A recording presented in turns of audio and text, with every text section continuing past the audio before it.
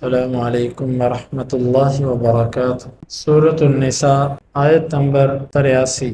اعوذ باللہ السمیع العلیم من الشیطان الرجیم من ہمزہ ونفخہ ونفثہ۔ وَلَوْ رَدُّوهُ إِلَى الرَّسُولِ، اور اگر وہ رسول کی طرف اس کو لوٹاتے، وَإِلَىٰ أُولِي الْأَمْرِ مِنْهُمْ، اور جو ان میں سے اولی الامر ہیں ان کی طرف لوٹاتے، لَعَلِمَهُ الَّذِينَ يَسْتَنبِطُونَهُ مِنْهُمْ، البتہ جان لیتے اسے ان میں سے وہ لوگ جو معاملات کی گہرائی تک جاتے ہیں۔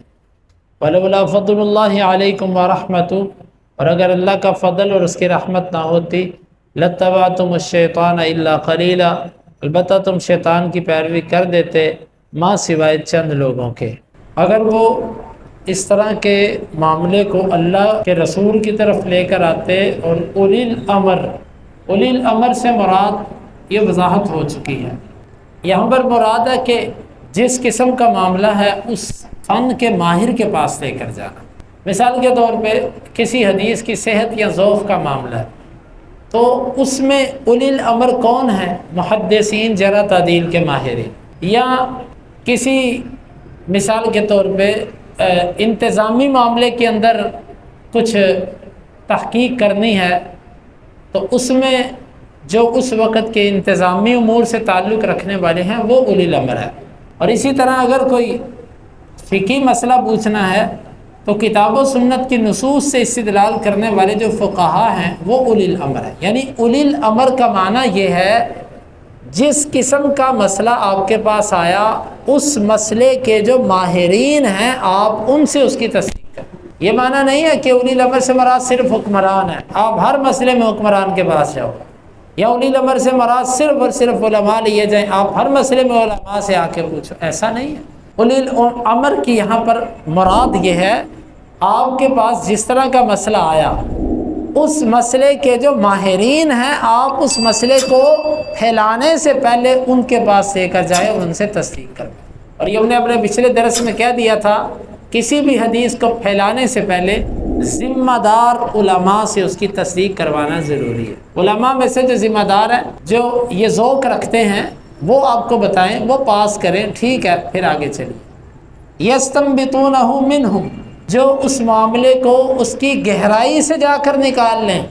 استنباط کا لفظی معنی ہوتا ہے کہ کنویں سے، معدن سے، زمین کی تہ سے کسی چیز کو باہر نکالنا، کسی چیز کو جڑ سے نکال کے لانا، اس کو کہتے ہیں استنباط۔ یعنی وہ ایسے لوگوں کی طرف لے کر آئے معاملے کو کہ جو اس کی گہرائی تک جا کے تصدیق کر کے بات کریں۔ کیونکہ اللہ کے نبی صلی اللہ علیہ وسلم نے فرمایا نہا عن قیل وقال، صحابی کہتا ہے نہا عن قیل وقال وکثرت السؤال واضاعت المال، نہا عن قیل وقال وکثرت السؤال واضاعت المال۔ آپ صلی اللہ علیہ وسلم نے سنی سنائی بات کو آگے کرنے سے منع کیا، کہا گیا ہے، لوگ کہتے ہیں، سنا ہے، اس طرح کی بات آگے کرنے سے منع کیا۔ اب یقین جانے اگر ہم ایسے بندے نکالیں نا کہ جو سنی سنائی باتوں سے بچنے والے ہوں، تو شاید ہمارے معاشرے میں چند انگلیوں کے اوپر لوگ گنے جا سکے جو ذمہ دار۔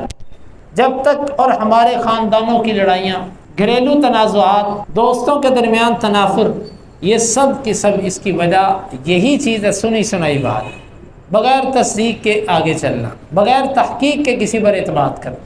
صحیح بخاری کی حدیث ہے، اللہ کے نبی صلی اللہ علیہ وسلم نے اپنی ازواج سے الا کیا۔ الا کیا ہوتا ہے؟ الا یہ ہوتا ہے کہ بندہ قسم کھا لے کہ میں اپنی بیوی کے پاس نہیں جاؤں گا اتنی دیر تک۔ حدیث کے اندر اس کی حد بیان ہوئی ہے 4 ماہ۔ کوئی بھی بندہ اگر اپنی بیوی کے پاس نہ جانے کی قسم کھاتا ہے تو وہ 4 ماہ تک کھا سکتا ہے۔ 4 ماہ سے زیادہ اگر وہ قسم کھائے گا تو اس کو عدالت میں کھڑا کیا جائے گا، اس سے کہا جائے گا یا تو اپنی قسم توڑو، کفارہ دو اور بیوی کے پاس آؤ، اگر تم نے قسم نہیں توڑنی تو پھر اس کو طلاق دو۔ ان 2 میں سے ایک کام کرو، اس سے زیادہ الا نہیں کر سکتے تم۔ اسی الا سے بعض اہل علم نے استدلال کیا کہ 4 ماہ کے اندر ایک دفعہ ضرور حقوق زوجیت کی طرف جانا چاہیے۔ اور یہ مسئلہ مشکل ان لوگوں کے لیے ہو جاتا ہے کہ جو بیرون ممالک دنیا کمانے کے لیے جاتے ہیں، ان کے لیے 4 ماہ بعد آنا بڑا مشکل ہے۔ بہرحال یہ ایک الگ مسئلہ جس کو میں ابھی بیان نہیں کرنا چاہتا۔ اب مسئلے کو سمجھیے۔ بات یہ مشہور ہو گئی کہ آپ نے طلاق دے دی، حالانکہ آپ نے الا کیا تھا۔ یہ بات عمر رضی اللہ عنہ تک بھی پہنچ گئی، تو عمر رضی اللہ عنہ جلدی سے آئے، بڑے پریشان ہوئے، گھر نہیں آئے، بلکہ ان کا جو شراکت دار تھا اس نے آ کے دروازے پہ دوپہر کے وقت دستک دی، اور ان دنوں میں کسی کے دروازے پر دستک دینا، آواز دینا آرام کے وقت میں، یہ کسی ایمرجنسی کے بغیر نہیں ہوتا تھا۔ عمر رضی اللہ عنہ نے کہا کیا ہو گیا؟ آگے سے کہنے والے نے کہا نہیں، حملہ تو نہیں ہوا لیکن اس سے بڑی خبر ہے۔ وہ کیا خبر ہے؟ اللہ کے نبی صلی اللہ علیہ وسلم نے اپنی بیویوں کو طلاق دے دی ہے۔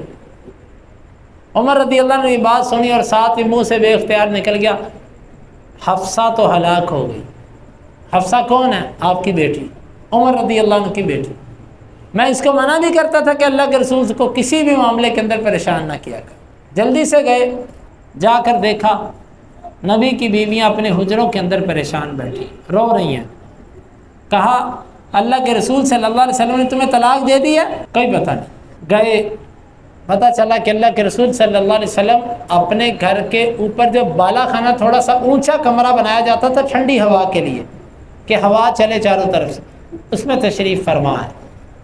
اوپر گئے، کہا کہ اللہ کے رسول صلی اللہ علیہ وسلم سے اجازت لیجیے۔ خیر بالآخر آپ کو اجازت مل گئی۔ اندر گئے، کہا کہ اللہ کے رسول صلی اللہ علیہ وسلم کیا آپ نے اپنی بیویوں کو طلاق دے دی؟ آپ نے فرمایا نہیں۔ عمر رضی اللہ عنہ کے منہ سے بے اختیار نکلا اللہ اکبر، خوشی کے مارے کہ طلاق نہیں دی۔ پھر جلدی سے مسجد کی طرف رخ کیا، لوگوں سے کہا اللہ کے نبی نے اپنی بیویوں کو طلاق نہیں دی، ایسے طلاق کی اڑتی اڑاتی باتوں کے پیچھے نہ لگو، نہیں طلاق دی۔ یہ آیت مبارکہ اتری۔ عمر رضی اللہ عنہ کہا کرتے تھے کہ میں وہ شخص ہوں جس نے اس معاملے کو استنباط کر کے اس کی گہرائی میں جا کر لوگوں کو بتایا کہ اصل معاملہ کیا۔ یہ ہوتی ہے تصدیق، کہ اصل جڑ تک پہنچیے۔ اب یقین جانیے بندہ ہمارے ساتھ پڑوس میں ہوتا ہے، ہمارے پاس رہتا ہوتا ہے، اس کا نام لے کے ہم نے اتنی گپیں بنائی ہوتی ہیں، اتنی کسی کو توفیق نہیں ملتی کہ ساتھ والے کی بیل بجا کے اس سے پوچھنا بات آپ نے کی ہے۔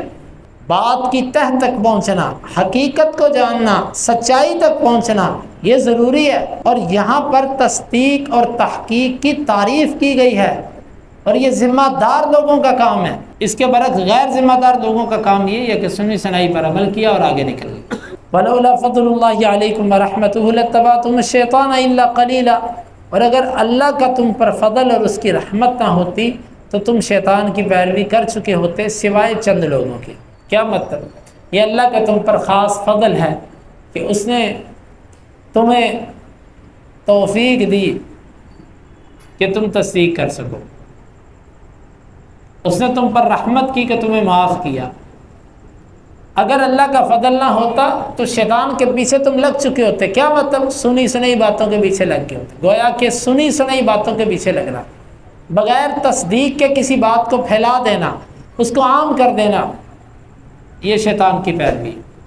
لَاتَّبَعْتُمُ الشَّيْطَانَ إِلَّا قَلِيلًا، البتہ تم شیطان کی پیروی کر چکے تھے ماں سوائے چند لوگوں کے۔ چند لوگ طبعاً اپنی فطرت کے اعتبار سے تجسس والا مزاج رکھتے ہیں، تحقیق کرتے ہیں، جس کی وجہ سے وہ حقیقت تک پہنچ جاتے ہیں۔